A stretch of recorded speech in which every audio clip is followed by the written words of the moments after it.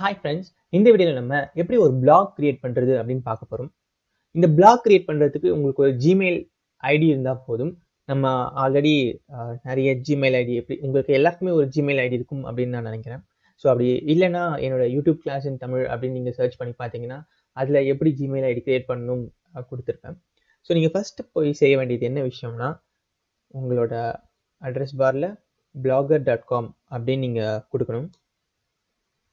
So இனிஷியலாக நீங்கள் ஜிமெயிலில் login பண்ணிவிட்டு பிளாகர் அப்படின்னு வந்துட்டீங்கனாலே இந்த மாதிரி இதுதான் நான் ஃபஸ்ட் டைம் ஓப்பன் பண்ணுறேன்.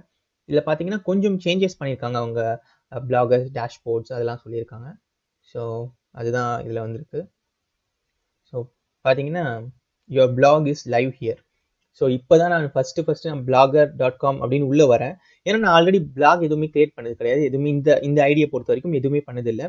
ஸோ ஃபஸ்ட்டு வரும்போது நமக்கு இப்படி தான் இருக்கும். ஸோ என்னோட பிளாக் வந்து லைவாக இருக்குது அப்படின்னு சொல்லிட்டாங்க. Got it.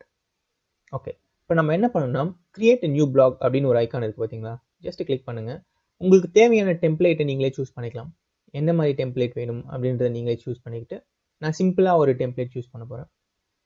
Dynamic view, picture view, இந்த மாதிரி நிறைய இருக்குது.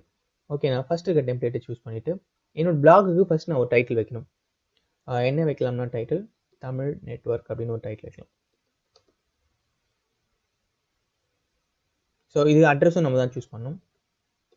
தமிழ் network.blogspot.com இது இருக்கான்னு பார்ப்போம். Sorry, this blog address is not available அப்படின்னு வந்துருச்சு. Tamil network, new Tamil network அப்படின்னு நினச்சி பார்ப்போம். இதுவும் இல்லை. சரி, வேற என்ன மாதிரி வச்சு பார்க்கலாம்னா ட்ரெண்டிங் தமிழ் நெட்வொர்க். ஸோ இது வந்து எனக்கு அட்ரஸ் அவைலபிளாக இருக்குது. Okay, create a new blog.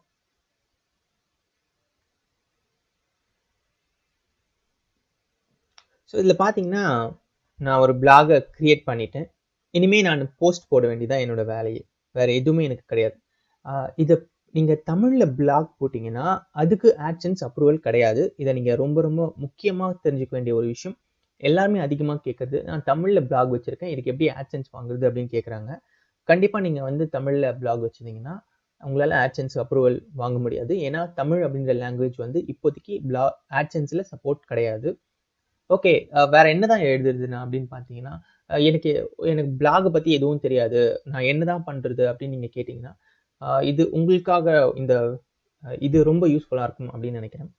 So first நம்ம என்ன பண்ண போகிறோம், நியூ போஸ்ட் அப்படின்னு போட போகிறோம். ஸோ நியூ போஸ்ட்டில் போயிட்டு டைட்டில் என்ன டைட்டில் கொடுக்கலாம்னா ஹவு டு earn ஆன்லைன் அப்படின்னு போட்டுட்டு ஜஸ்ட் நீங்கள் என்ன பண்ணுங்கள், யூடியூப்பில் போயிட்டு நிறைய வீடியோஸ் இருக்கும் எப்படி ஆன்லைனில் ஏர்ன் பண்ணுறது அப்படின்னு சொல்லிட்டு, அதை ஜஸ்ட் சர்ச் பண்ணுங்கள். youtube.com. உங்களுக்கு எதுவுமே பிளாக் எப்படி எழுதணுன்னே தெரியலனா யூடியூப்பில் போயிட்டு ஃபன்னி வீடியோஸ் இருக்குது பார்த்தீங்களா, அது எல்லாத்தையுமே இது காப்பி ரைட்லேயே கண்டிப்பாக வராது. அதை நான் எப்படி அப்படின்றத நான் உங்களுக்கு சொல்கிறேன்.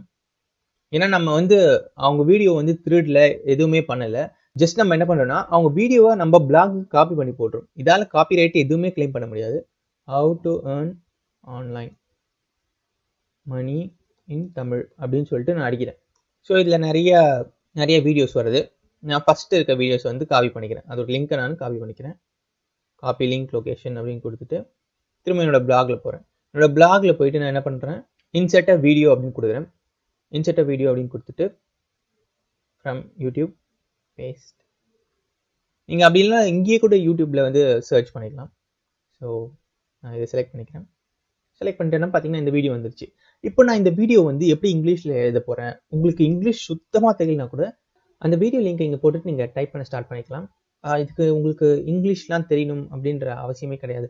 இப்போ பாருங்கள், எனக்கு இது சும்மா நீங்கள் ஒரு 5 லைன் 6 லைன் போட்டால் போதும். இந்த வீடியோவை நீங்கள் அப்படியே காப்பி பண்ணி மட்டும் போடக்கூடாது. ஏன்னா இந்த பிளாகில் நம்ம வந்து அந்த வீடியோக்கு எதுவுமே அட்வான்டேஜோ எதுவுமே நம்ம தரலை.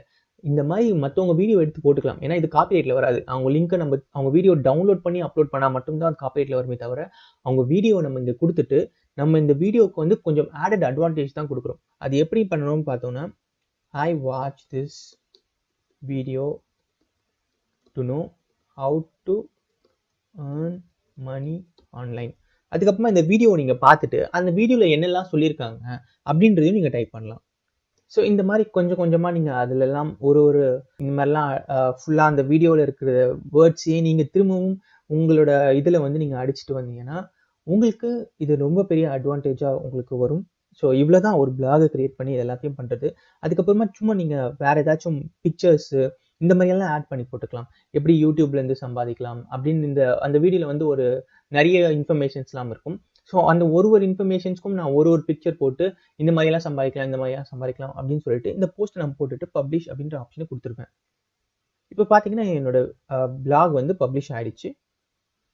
இப்போ நான் வந்து என்னோட பிளாகை பப்ளிஷ் பண்ணிட்டேன். என்னோட போஸ்ட்டையும் நான் பப்ளிஷ் பண்ணிட்டேன். இதை நீங்கள் போய் பார்த்தீங்கன்னா வியூ பிளாக் அப்படின்ற ஒரு ஆப்ஷனை கிளிக் பண்ணிங்கன்னா அந்த பிளாக் போய் நீங்கள் பார்க்கலாம். ஸோ இவ்வளோ தான் வந்துருச்சு பார்த்தீங்களா. ஸோ ஒரு பிளாக் கிரியேட் பண்ணுறது அப்படின்றது ரொம்ப ரொம்ப ஈஸியான விஷயம்.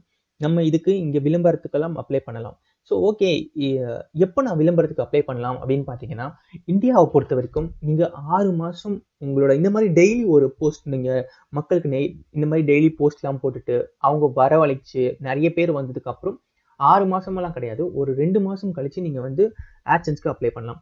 எல்லாரும் பண்ணுறது என்ன தெரியுமா, ஒரு பெரிய பெரிய தப்பு என்ன பண்ணுறாங்கன்னா, எனக்கு உடனே ஆட்சன்ஸ் வேணும், எனக்கு உடனே ஆட்சன்ஸ் வேணும் அப்படின்னு சொல்லிட்டு சில தப்பான வழியில் நிறைய பேர்கிட்ட காசு கொடுத்து வாங்குறதோ, அப்படி இல்லைன்னா அவங்களே தானாகவே போயிட்டு ஆட்சன்ஸ்க்கு அப்ளை பண்ணுறது, இந்த மாதிரி வேலைலாம் பண்ணிட்டு இருக்காங்க.